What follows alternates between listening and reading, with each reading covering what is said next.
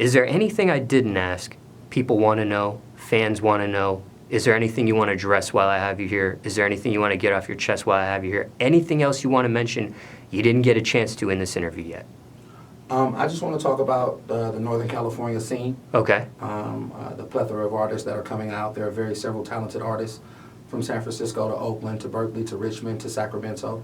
Northern California is thriving. So many different artists. I think that it's tough for people to kind of notice what's going on there due to the fact that there aren't many industry people waving the flag for Northern California.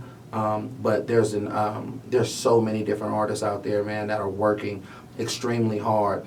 And for us to kind of tap in and look at what's going on in the Bay Area, man, I'm so proud of the guys that are out there right now that are creating the music and the sound and just the lifestyle, man. It's thriving right now. So it's very.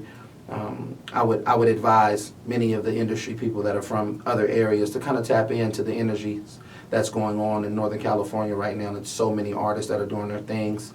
Our clothing line, the Dope Era, I want to talk about to allow you guys to tap into the Dope Era clothing line. Many different stuff that we have going on. I just opened up a club. I bought a nightclub in the heart of Oakland, which is going to feature so much stuff, and we're going to bring so many different events to the city, and just so more stuff about things like that, man. But it's dope, man. Tap into the Northern California, man. The Bay, man, is on fire right now. Y'all tap in and see what's going on from everything, man. If y'all want to follow us, follow Mistah F.A.B, Fabby Davis Jr. on Instagram, and y'all can find out everything from my new books that we're doing, the lectures that we're presenting, the works of the school that I'm building, Dope Era Academy for the children. Super dope school, Dope Era Cannabis, and so many other stuff, man. The Unc and Fab show, but like I say, man, unfortunately, we didn't get a chance to give y'all the whole layout of the interview, but part 2 will be soon. I'll be back in the A, and it's love. Smallz has always been love. As you continue to progress, I love the humility that you still walk with. And I'm very appreciative, Ben, that you reached out to me to allow me to use your platform to discuss the things that we have going on. When it comes to the Northern Cali scene and the recording artists, what's been your role as of late with that? As I get older, just being an elderman of just advisory, being able to direct some of the young guys into things, man. You have people like Ghazi that is doing an amazing job over at Empire. With helping these young guys get to that next level. But me, more so, just being the big bro, being the uncle, man, that, you know, we have a shop, my clothing store. It's not just a clothing store, it's actually an epicenter of brotherly love and a rebooting. It's like a energy reboot. People come there and it's like, yo, it's ideas, it's conversation, it's advisory, it's love, it's like a shelter. It's like one of those things that you go in there and you just like, you know, a rebooting of your chakras where you can get so much stuff. And we allow ourselves to be used for that, to amplify the next generation if they need advice on publishing or, you know, distribution and videos or whatever it is, man. I'm allocating my experiences to these young guys and helping them out as much as I possibly can. I look forward to, I never wanted to do a label. I want to say that. I never really wanted to do a label, and the reason why is because I never wanted anybody under me. I didn't want people under me. I want to be able to give you the same game to help you look eye to eye. I'm a huge fan of like mafia movies and the mafia story and things of that nature, the Costa Nostra. And one person in particular that I've always admired through their story, and even though their relationship towards blacks may have been different, if I take out race and we extract race and we just put philosophy, Lucky Luciano's philosophy was always key to me. It was pivotal in the success of a team. They tried to appoint him the boss of all bosses, and he was like, there's no boss of all bosses. We're all bosses. And we're going to all sit at this round table and make decisions that hold us accountable to our actions. And that's how I felt like with a record label it would be. I want to be able to sit down with the young guys and give them the game to help them grow so they can make decisions for themselves and be held accountable for their actions. responsible or their lack of responsibility. But hold them accountable, because when you're accountable for something, you take it more serious. When somebody's doing something for you all the time, it almost is handicapping. And some people are crippled by the help that they've had in their life, and it doesn't allow them to take the initiatives to move forward for themselves. So that's what I want to be, man. I just want to continue to be the guy to help get these dudes some game, some advice here and there, some pointers, and watch everyone else elevate, man. Bring as many people as I can. When it comes to a record label, when artists do have their own record label and they sign other artists, there's potential money involved. Yeah. With you not taking that route and being more of an elderly statesman, giving game, this, then the third, is there still money involved in that? Is there kickbacks involved in that? Is there some sort of profit from that for you personally? I was always told that everything's not about the money. Sometimes it's about the passion. Sometimes it's about wanting to see others do good. I'm at a point in my life where I've made some good decisions for myself financially. I've made some accurate investments, and I'm not having any money problems. And I can humbly say that. So if I see somebody else shining and doing good, I'm clapping for that. I'm happy. I'm happy to watch somebody come from here to here, even if I had nothing to do with it. Even if I gave you all the game in the world and you ran and you told somebody it was you on your own. In my mind, I'm okay with that. You know? I tell people all the time, with so many investments going on around us, seldomly do you see people invest in karma. And I feel like giving great counsel and great advisory and extending my knowledge and my information to those that may not have had it, that's collective karma. And it's just keeping the force field of protection of me and my family and my faculty. It makes it that much stronger. And I'm okay with that. Because what's meant for me, I'll actually get, and I'll receive it anyway. Even if it didn't come from that, I'll be blessed in another way. Recording artists have asked you to sign them in the past. Most definitely. I think weekly people come in like, big bro, man, what's up, man? I signed to you, man. Just want, and I think they know that I'm a good dude, and my character is, character and consistency, or consistency of character, has a lot to do with it. If you look at a person for decades that have been the same way, a good guy, a team player, somebody that's a facilitator, somebody that's a person who's want to bring everybody else to the table, that says a lot, and it speaks in volume, where you don't even have to speak on it yourself. It's easy to see. And so people look at that and they be like, big bro, man, I just want to, man, let us, I'm in the dope era, man, sign us to the dope era. And I'll be like, man, if anything, I would do management. But I would never want to take publishing from somebody. I would never want to take, percentages off. I know what it's like. I know what it's like being a young dude working hard, man, and somebody want to take off with your talents.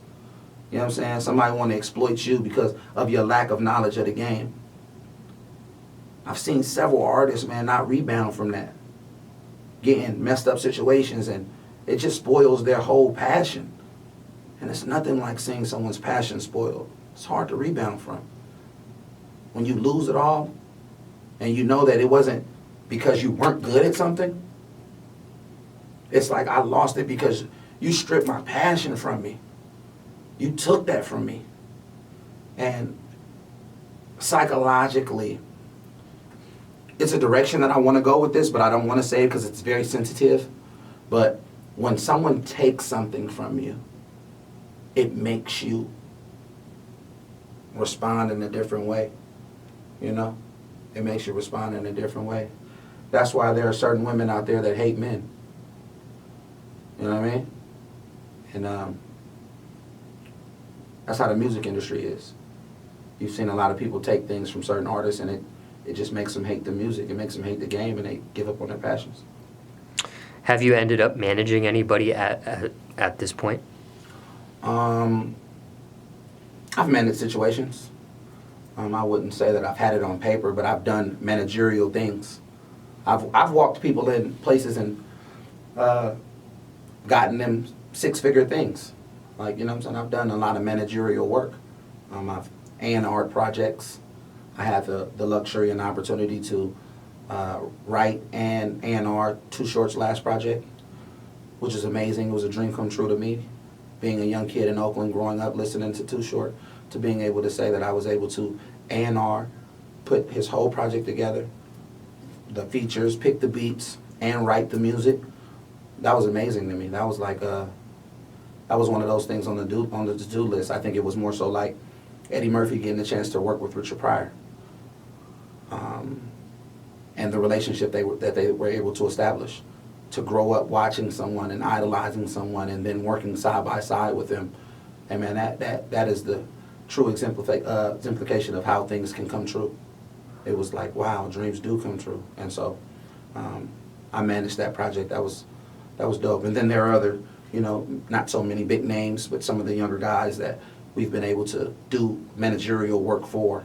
And I think in the launching of that, just to have that on my resume, it lets me know that I'm capable of doing it. And that's always been one of my strong points, being able to network. Our network ability is always, it's top tier.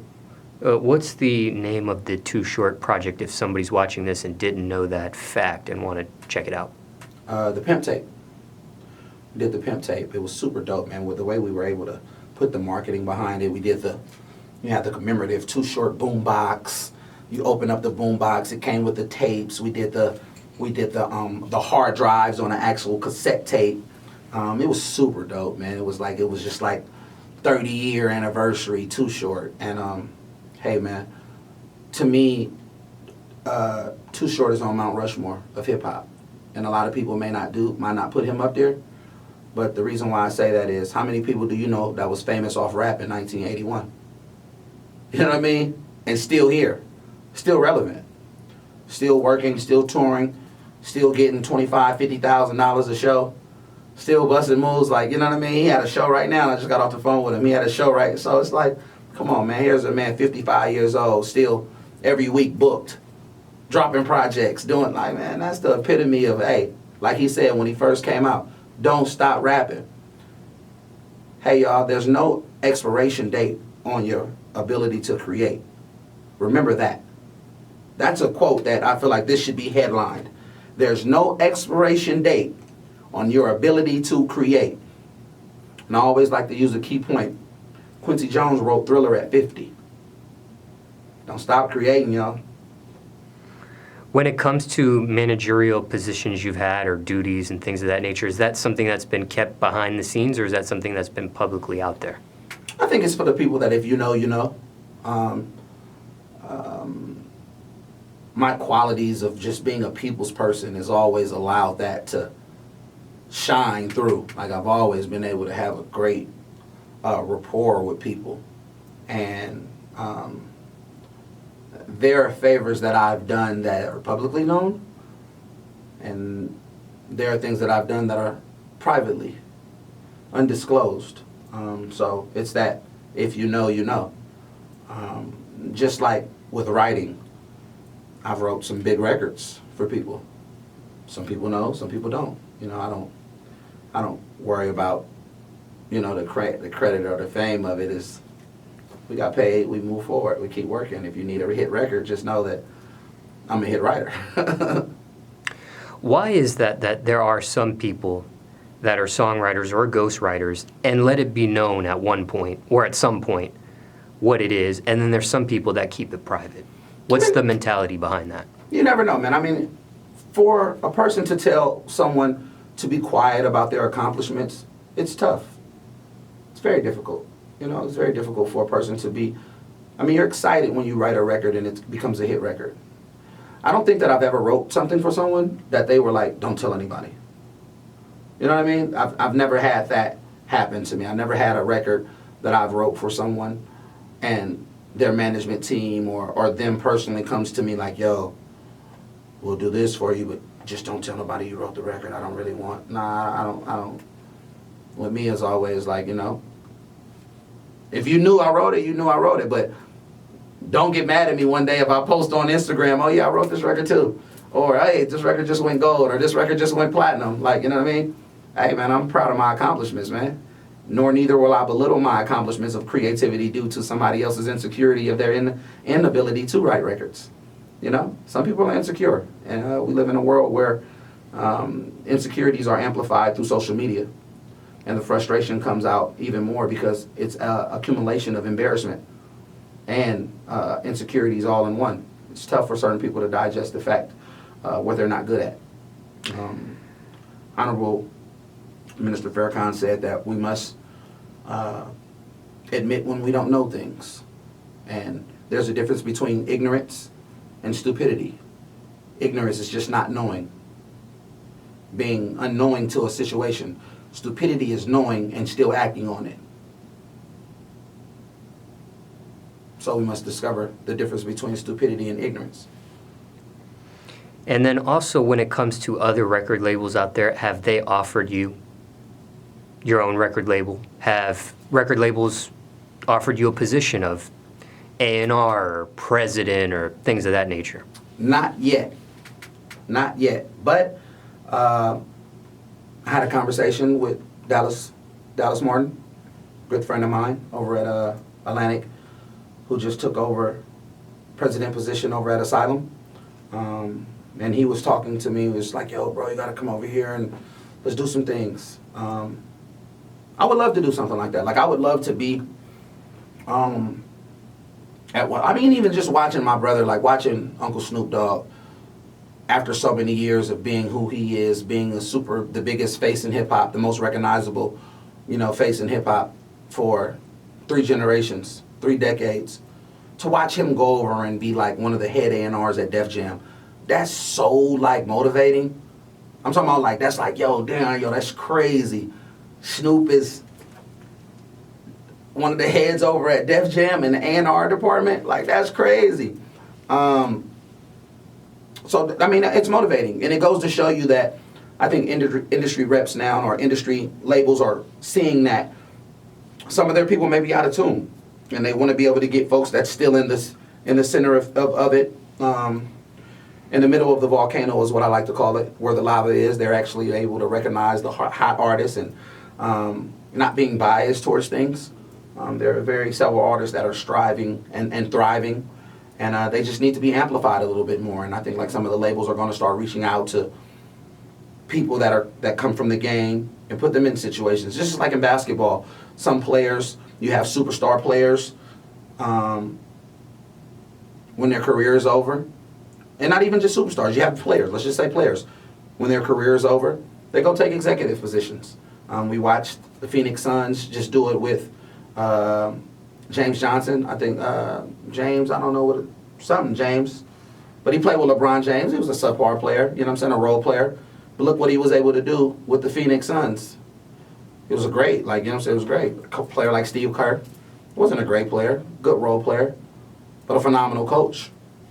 So I think we're going to see some more of that in the industry now. Former players, rappers, being able to take those executive roles and amplifying other artists. And for time reference, it's August 2021 now.